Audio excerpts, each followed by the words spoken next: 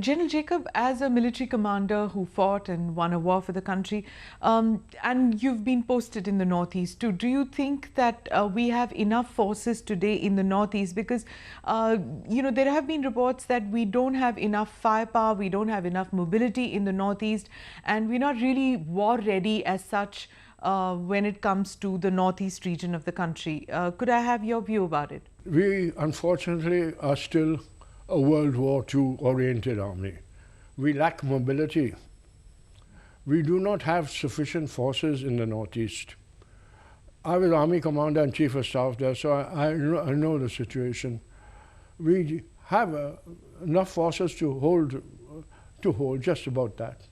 But we need many more. We need a strike capacity as well, a local strike capacity. I don't mean that to invade Tibet, no, but in battle you need reserves and you need a strike capacity. We don't have that. We have raised 2 more divisions. I was instrumental in pushing the defense minister for that. Now there was a proposal to have a strike corps of 3 more divisions and an armored brigade. You can call it any name, strike corps, reserves, anything, but we need reserves. I don't want to call it a strike corps. We need reserves. We need those 3 divisions. Unfortunately, little progress has gone. And unless we have that, we do not have the adequate reserves. You cannot fight a war without reserves. But why do you think this has happened? Is it because our army has been too busy fighting counterinsurgency battles and we're not really prepared for external aggression? No, I think what has happened, there's a lack of strategic appreciation. The government has these figures. It's like the same in 1962. We were totally taken aback. We do not have reserves. And unless you have reserves, you cannot fight a war. No, I understand that. But do you feel that this prolonged use of the army for fighting counterinsurgency, it is detrimental to the army? Do you agree with that point of view? No, I would put it this way. One of the tasks of the army is counterinsurgency. Mrs. Gandhi understood that. She ordered the army to move and break the NAXALS. The army moved in and broke the NAXALS in West Bengal. Not formally, right? You didn't have formal orders for that, right? No, we had orders. We had orders to do it direct from General MANEKSHAW on behalf of Mrs. Gandhi, but there was to be no publicity and no records kept. But this is prolonged use of the army for counterinsurgency matters. I mean, in the Northeast, in Kashmir, 20 years, and in the Northeast, it's been longer than 20 years. Using this for counterinsurgency matters, this is not the role that the army was envisaged to play, but they are doing that. You don't think that that's okay? I mean, that's the role that army is supposed to play. Is that what it's supposed to do? You see, I was involved in operations in the Northeast. We got a Ceylon Accord signed. Yeah. Unfortunately, it now spread to Assam in a much greater way. And the civil cannot deal with it. And therefore, the army has to be involved. And it has to be one of the tasks. But the order of battle of the army should cater for this, to provide the troops. The Rashtriya Rifles is not enough. You need more. What about the Western sector? We've talked about the Eastern sector. What about the Western sector? Do you think that our strategic planning is right as far as the Western sector is concerned? Do we have the firepower, the mobility that you talk about, the strategy that is there on our Western sector?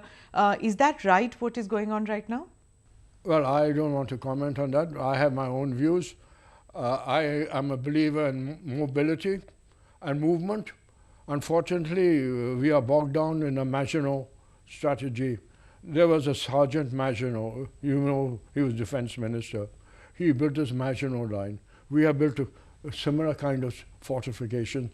They can only hold they're not entirely reliable. You need reserves, you need movement, and this Maginot strategy must be moved from the army. After 26/11, what went wrong in the 26/11, post-26/11 phase? Because you have written about it, saying that we had a kind of a tardy response on our side as far as security matters are concerned. Could you elaborate on that, please?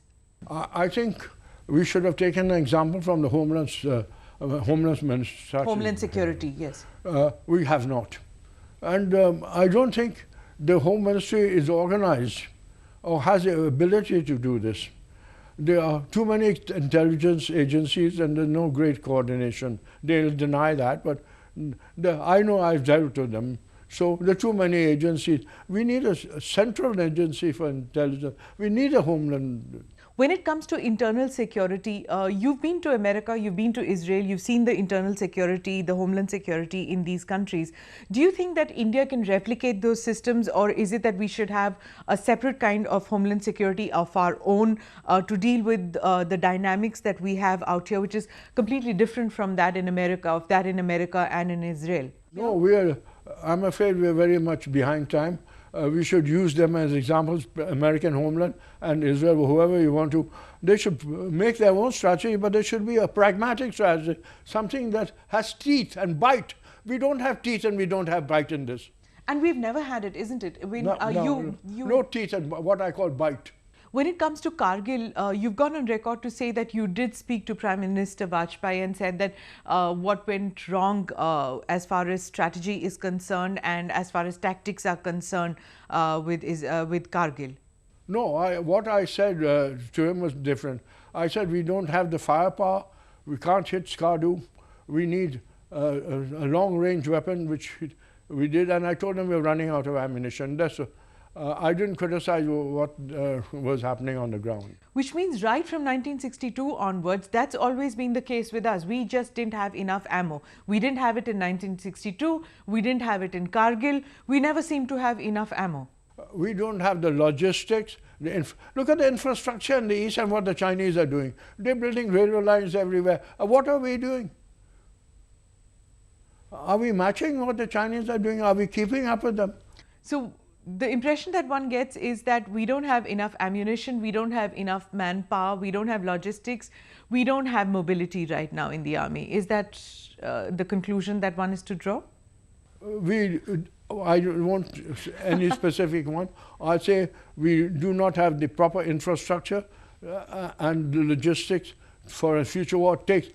I refuse in 1971 to move in unless we had the logistics. It took 6 months to build the logistics. First campaign. It will take much longer now. We need to build up the infrastructure, and unless we have the mobility unfortunately is not being given enough stress. Unfortunately, General Montgomery removed it from the principles of war and substituted the flexibility. It was wrong. Mobility is a key factor in war. We lack that mobility. Unless we have mobility to transfer and the reserves and the firepower, we do not have the firepower. Our guns are presently they are lower caliber. In Burma in World War II, we found the 25-pounder was no use. What we needed was a heavy gun, and we even took a gun from World War I, a 7.2 firing a 200-pound shell to fire Japanese bankers. So we need firepower, we need a heavy shell. We don't have that. We need 155 millimeters. Because we get stuck in the politics of purchase when it comes to purchasing guns, isn't it? After Bofors, we really haven't been able to buy anything after that. I have some good news that the DRDO have made a gun now, a 155 45 caliber, which I'm told is very good, and hopefully it should be available to us in the next few years. So, but I don't know what else is happening. Quite frankly, I'm out of touch with events. In all the years that you've been in the army, 38 years, you worked with titans, you worked with General THIMAYYA, General Kumaramangalam, you worked with Cariappa, you worked with General Kaul. These were legends in their own times. There must have been clash of egos. How did you sort that out when there were the clash of egos, and how did you move on? There was no media scrutiny in those years when there was trouble between you people. So every time there's clash of egos now. Now. What I want to say, I want to pay tribute to THIMAYYA. He was the best general we've ever produced. He's the only general who I knew quite well. I worked with him for a short time in Burma, who commanded a brigade in World War II. The next great man was Kumaramangalam.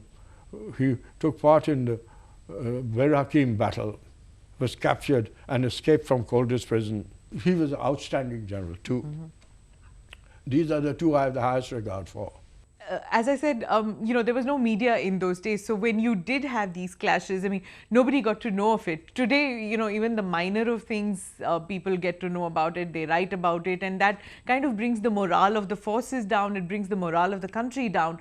How did you sort it out in your time? I didn't go to the press. I was asked many times when I was in the 71 war, I never spoke. Even when you were a colonel, you submitted your resignation once. I gave my resignation, yes. Why did you do that?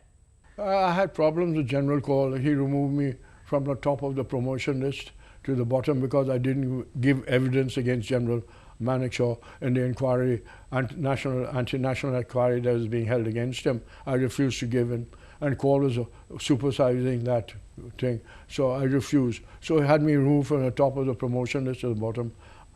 They told me lies that it was not done anyway. It's a long story, it's over. It didn't affect in the end. Hot-headed? I've never been hot-headed, so that's not true. No? I've been reasonably sober all the time. I hope so. In all these years that you were in the army, did you at any point of time feel that, you could have taken up a career which was not in the army? Any other option that you would have had? No. No? During the war, 1945, I went for a promotion selection board. I was asked to go in Bangalore. My regiment had been pulled out for rest from Burma.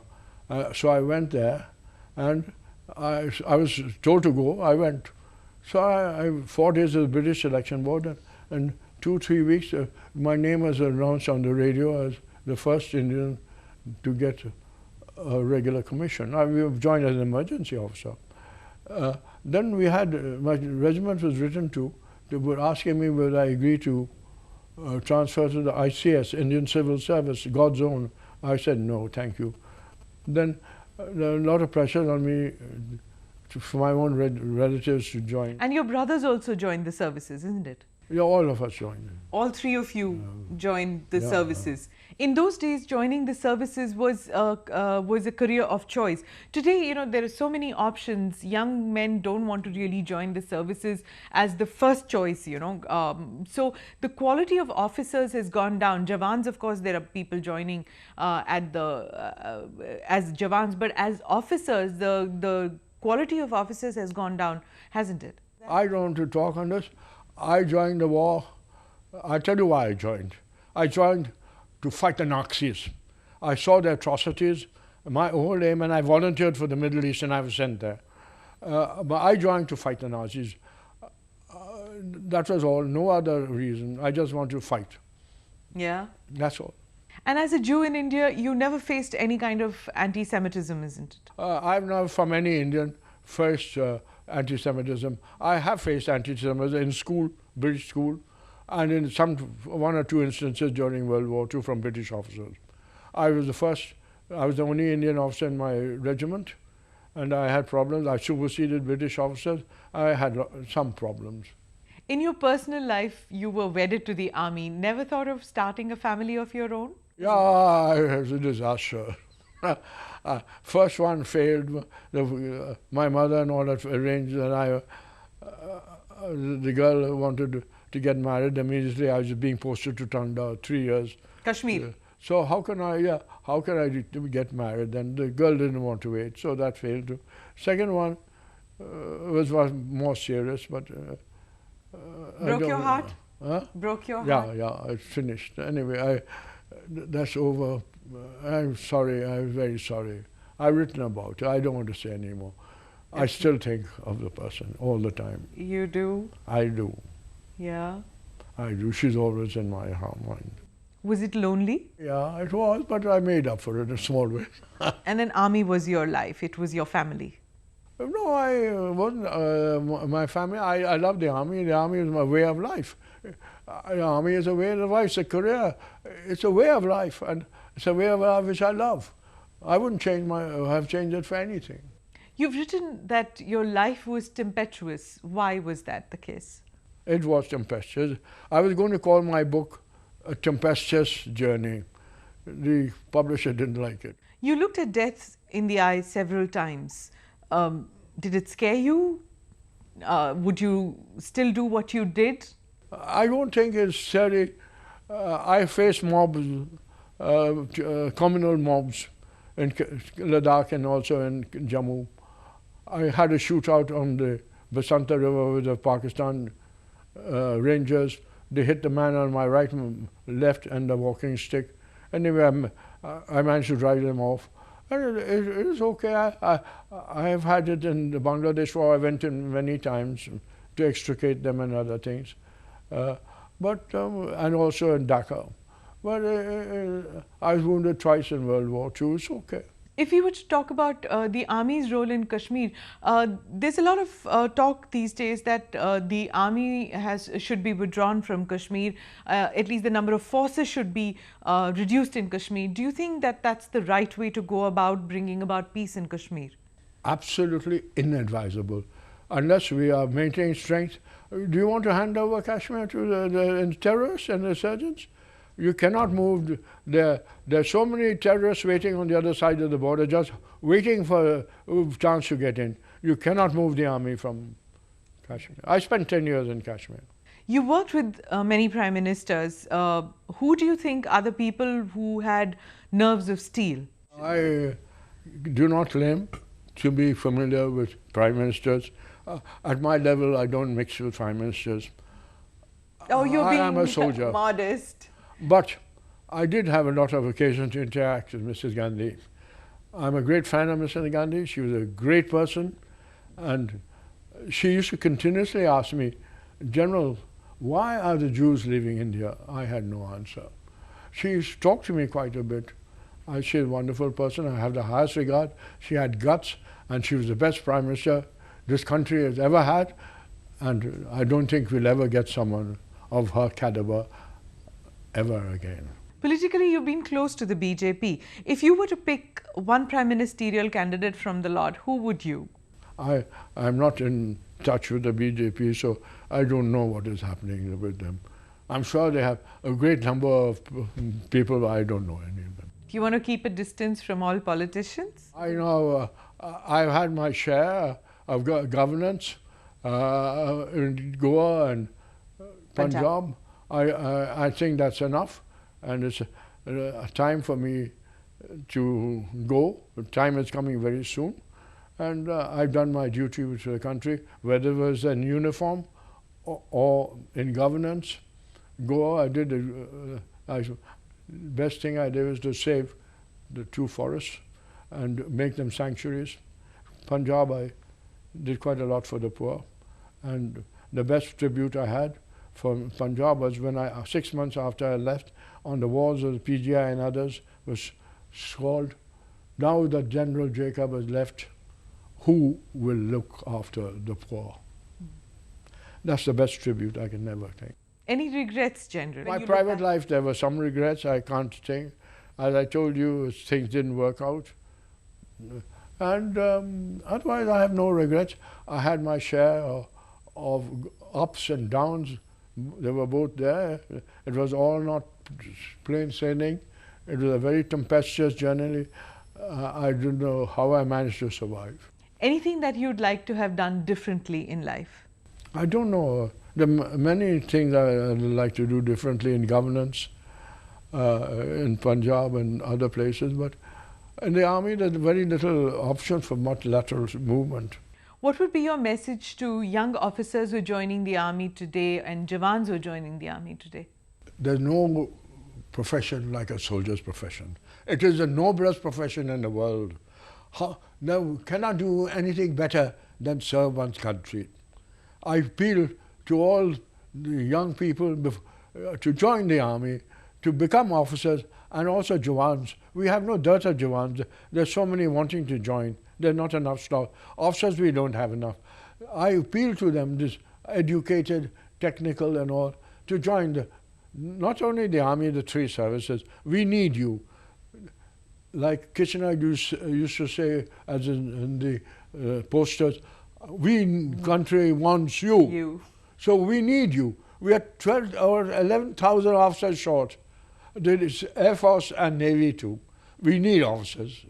Do you feel that retired officers can play a major role in encouraging people to join the services? What I want to tell you, I've seen the young officer today. He's far better trained, far fitter, and far better than I ever was. We have wonderful young officers. I've never known such guts they have. Our young officers are really great guys. I'm far better trained, far better. I learnt my soldiering 5 years in World War II on the battlefield. And I have not trained. These guys are well trained. They're excellent. They're far more proficient than I ever was. Thank you very much for speaking to us.